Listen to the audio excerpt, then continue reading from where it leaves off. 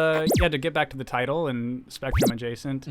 I was talking to Nianoni about this actually or I think he might have posted it on our secret message board that no one needs to ever know that exists, because I will never tell you how to find it. But yeah, he was talking about how there's so much media written about how this Joker movie is going to inspire shootings. Right. It's everywhere. Almost so much so that it's pretty obvious to me that they want it to happen. Because like the first wave of articles that came out was, this is the white man's white man snaps movie, like how dare they make one of these kinds of movies, and like, oh, poor white man, like that's really how so much the writing was about. Now that didn't work because everyone wants to see it, and then now it's like, oh, this is going to inspire a mass shooting, because it's the movie for incels, exactly. And the problem is so they say the media keeps pretending, oh my god, thoughts and prayers, we're so sad about these mass shootings, but they're the ones that and I think inspire people to do these things, because they write about it in the sense of like, they even brought up James Holmes, the guy that shot up Aurora during the Bane Batman movie, Dark Knight Rises. And it's like, you guys seriously want this to happen. This is what you want to happen. Well, it'll prove their point. That's exactly what they want. And so again, and this will be so much a theme that's going to run through this whole podcast, is just how little the media really cares about innocent human life, and just cares about how much, just filling the 24-hour news cycle, which is this vacuum of AIDS. It's just, it's the worst fucking thing on the planet. Right. It's the biggest cancer that has really developed in like the last, 5-10 years? The 24-hour news cycle? It's probably been the last 25 years, and it just has accelerated in the last 15 years pretty severely. Yeah. And even though like I'm kind of a little bit easier on Fox these days, just because they seem to kind of, at least, they had, Bernie's town hall, which we'll talk about that in a little while, or just Bernie in general. And they had Buttigieg's town hall. They have Tulsi on all the time. Yeah. So they seem to kind of just be a little bit more balanced in their reporting. Not all of them, obviously. Laura Ingraham is a fucking massive turd, and so is Hannity. But the CNN, like the liberal 24-hour news cycle, escalated. So Fox was the one that was the precursor for this happening. Yeah. Because it's like that bing, bing, bing, Fox News alert, and all the other networks didn't do that before. Now they all do that shit. Yeah. They all have their own weird catchphrase for it. Yeah. Like, for MSNBC, it's Rachel Maddow squirt alert or something. Oh, yes. Count me in. Nianoni says this is an actual Vice headline. Joaquin Phoenix won't talk about the ties between the Joker and white terrorism. Oh, of course. Which is, it's like how, God, I saw so many takes on this that were like sort of in line with what I think. It's like, how dare you ask like an actor who's just playing a role, who's not a political figure in any way, who's just playing a role that he was hired to play, on his opinion of the white terrorism. And the bummer is too that it's like one of those things of like, I was thinking about it today in terms of Dave Chappelle, for example. Like I tried to find Dave Chappelle has a Twitter, but he hasn't touched it since 2012. Right. And nothing on it's very funny. It's just like, what the fuck is this thing? And then for him to come out with that special that had a pretty strong message was so much more powerful, because we didn't see him pick a side on Twitter. Right. And so if you're an artist, it's almost better to be enigmatic. It is better to be enigmatic, because I feel like if you know somebody's politics, it really kind of ruins their art in a lot of ways, or it makes it harder to allow yourself to watch them immerse themselves into a character. Yeah, because you can't separate like them. this Irish movie coming out with Robert De Niro, who's just been he says movie? Irishman, The Irishman. It's a Scorsese movie, and De Niro's in it, and he's just been on this fuck Trump bender and just gets uproarious applause for the lowest common denominator bullshit. Right. And I legitimately hate De Niro now. That like, and then like then you see the picture, because people get pissed with him, so they find that picture of him in those giant lifts because he's like 5'5". And have you seen him in the I have not. Oh my God, hang on one second. I have not seen that. But it's with De Niro, it's like he would just be like a very unassuming and like unimportant actor if it weren't for the directors that put him in their movies, like Scorsese. Like no. And I thought you said lips. Lifts. Yeah, he is so short. Yeah. Yeah. Tom Holland is 5'8". I do. Yeah, he's a little person. He's my height. He's a short king. He is a short king. He's cute though. It suits him. But it says if he's 5'8", he's probably 5'6". I don't like that. It's a good rule of thumb. I don't like when people lie on the internet. No, I don't. And it makes me very, very upset. Yeah. Well, because no one lies on the internet. Right. Yeah.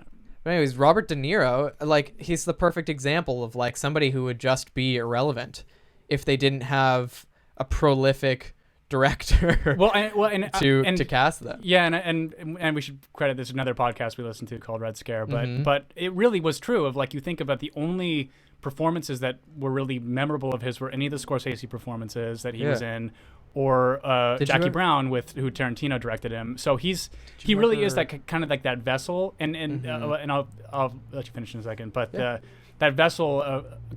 Louis C.K. made this point a while back, how actors are just athletes who have this weird skill, but they're not really interesting people at all. Yeah. And they're able to do this amazing thing, but that's really all they're capable of doing, which just goes to show that whenever them have a hot political take, it's such like hot garbage bullshit. Because they're not really intellectuals or thinkers. No. And when they do pretend to be, they're so out of touch because they're fucking millionaires that they have there's just nothing interesting coming out of that. But Joaquin Phoenix is the one of where, we watched Her, where he played this sweet, sensitive, adorable man who's like complex and flawed. And then we watched You Were Never Really Here, where he is this PTSD veteran that beats pedophiles to death with a hammer. Yeah. And then now this one, he's going to play the Joker and lost a scary amount of weight. And I think Christian Bale's kind of the same thing, where it's just this, doesn't really matter who the director is. He's going to give 110%, even if the movie isn't all that great. Right. I did see a tweet, however, of like, and I forget who tweeted this, but it was like an article that somebody had written about, or like an interview with one of the people on set during the Joker. And wait, is De Niro in the Joker? Yeah, he is. Yeah, so that's what I. Which is interesting because he's basically. Do you know what the movie The King of Comedy is? No. It's this movie he made with Scorsese where he is this kind of almost kind of the reason why they have him in there as the talk show host in the Joker movie is because the King of Comedy character was very similar to the Joker's character, where he's this comedian that thinks he's funny but he's kind of not, but people are really kind of cruel to him about it. But so I think that it's an homage to King of Comedy of having him in there. But sorry. Okay. Well, I saw like an article written about an interview, and it was just a screenshot of it, like the entire time that they were filming the Joker. Joaquin Phoenix would like storm out of the room if he screwed something up, and it's like, geez, like you take it so seriously. And the only time he didn't do it was when he was with Robert De Niro filming a scene. And then somebody quote tweeted it, and they're like, I'm so tired of men. And I was like, yeah, I am too. I'm tired of men actors. And then somebody quote tweeted that, and it was somebody saying like, yeah, I once asked like a female actor in Hereditary, and she's like, so how do you not get spun up out of this character? Like, it's pretty intense. And the female actor was like, oh, well, I mean, it's just a movie, sweetheart. It's like, that's the energy. Yeah. I need calm energy. I don't care for a man storming out of the studio, or storming off set. I mean, and kind of on brand, I think that a lot of it is just massive backed up cum energy. It's just like that testosterone. He's got poison pumping through his veins, which is like why every Wednesday now I sort of extract the poison from you. Yes, I appreciate so that like weekly you will, you end up like a better you after I leave. Well, but even I can already feel the intensity that's coming out of this podcast, and I think that I don't think you drained enough of it. So we'll see what happens. I'm fucking really spun up today, though. Like, I'm really pissed. But yeah, no. Basically, the point is that this 24-hour news cycle. See, they want a fucking shooting to happen. They want this movie to fail. And it's not going to. It's not going to. But I'm be a massive hit. And we're gonna go, and I'm not scared of anything happening. So, fuck it. But again, it really is this kind of thing of like, you look at all these shooters, and I know this is massively unpopular to say, but there is some sort of spectrum-y thing going on with all of them. I mean, you look at their movements, their presentation, when you actually hear them speak, you're like, well, you have to be like seriously unhinged in some way. And not saying unhinged if like you're born with autism. That's not what I'm trying to say, that you're unhinged. No. But there has to be some kind of divergence that causes you to take up a gun and shoot dozens of people. Well, it was. I told you about this the other day. My mind was spinning, and I'm in bed, and I Google like Reddit threads about having children that are like mentally disabled, and like all of the posts were about having a kid with autism. And the parents, you're anonymous on Reddit, so it was all about how much they fucking resent this kid because they're violent, they lash out, and like all of these kind of telltale signs of like if someone kind of because that then surrounds you with nobody who's going to check your behavior or tell you, and even if they did, you may not listen. But then you find this little niche community of people with bad ideas. They get hyper focused. I remember when I worked with them, I had this problem on something, and then like murder seems like the best fucking option. Right. When instead of like to make a joke or whatever, instead of trains or Pokemon like me, it's like the Jews. Exactly. It's like some kind of like you have to find something. Right. That I don't know satisfies your brain. Right. Well, and then so like in Australia, the massacre they had that made them do like their gun buyback program was the Port Arthur massacre. And they've now they had a bunch of psychologists interview the guy that did it. He killed many people. Yeah. For Australia anyway. Vegas put everybody's numbers to shame. Other than like Anders Breivik, the guy who did it in fucking Scandinavia, but I don't remember, Norway. But yeah, they did have these these psych evaluations on this guy that did the Port Arthur massacre, and finally came to the conclusion that autistic. Wow. Yeah. Interesting. Low functioning, like low IQ, autistic. Yeah. Wow. Well, I mean, to bring it back to like the media painting the Joker to be something that it probably isn't, which we'll find out and talk about next week.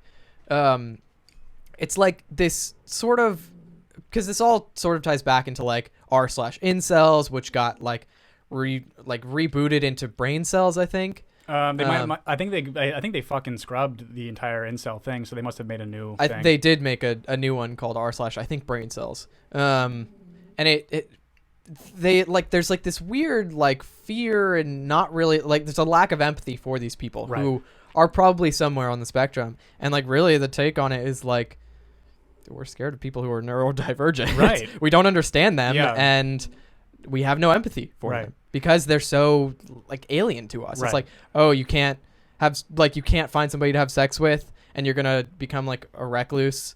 Well, and I think that like a lot. I don't want any part of that. Well, and a lot of this like kind of, I mean, I've said this comment before, and I think you push back on it, which is fine. But I really do think that the media is like totally dominated by the feminine now.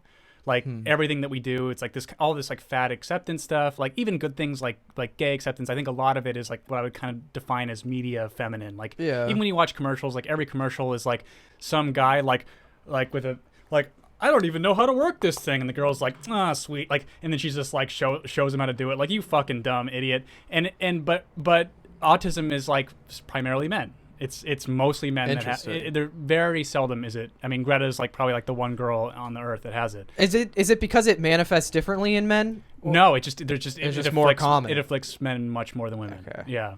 That's and also like the IQ divergence is much higher in men, so it's like you're either retarded or you're or standard deviation. Yeah, and women are much more like kind of by average and at about 100, but like men deviate much more, where they're like geniuses or they're big dumb idiots. So and again, like, so if you have like low IQ plus like low functioning autism, like you're gonna have a handful of a child on your hands. Right. And so, and again, it's like I think that there, like you were saying, there's no empathy for us. There's really no recourse for, honestly too, there's no recourse for parents to really do anything about it. And in the center that I used to work in when I was getting my degree, the parents were just they were just so like. Wrecked. I mean, they're probably exhausted. Oh, and truly, like, I mean, I think the most disturbing part about it was like some of them would like honestly say that if I had a choice to eliminate this person, I would. Jesus. Yeah, because too, and it's your money, time, and it all goes into this. Like, and it's going to be, you're going to be taking care of this person in some form until you die, and so. Like any semblance of like what your dreams were to like have a normal child that does normal things is just completely out the fucking window. And then having to break that news to them, because like we were sort of a last resort kind of thing, and then telling them like, nope, this is like the rest of your life, and there's really no medication to do anything about this. And I mean, we can kind of like help a little bit, maybe give you like tools, but it's all going to be like therapy tactics to like maybe calm them. But again, like left to their own devices, I think it results in violent behavior. But it's so crazy to me that like the kind of feminine media is so willing to shit on men who are neurodivergent I mean, truly. I Yeah. mean, is that really like outlandish to say? It's not, and but I think it's mostly the left media that's doing that. But I would the argue, media is left. Right. I mean, I would argue that like that sort of like feelings thing is very feminine. It's like very like it's not that there's no pragmatism about any of this. It's like when a mass shooting happens, it's like all about talking about like how we should feel about these things and not and also this uninformed thing about like, well, guns, if we eliminate guns, this will solve the problem. This will solve violence. And it's like, but you have no pragmatic curiosity. I mean, that's like an alarm saying you should probably shut the fuck up about this issue. Dude, we're getting dark. We're getting real deep. This is the Galaxy Brain podcast. Galaxy Brain podcast. There's no pragmatism to, which is like a very kind of masculine thing about like, well, what are making these men violent? Right. But nope. Yeah. Stupid. What's making these men violent? I don't know. Stupid. Think about it. Think about it.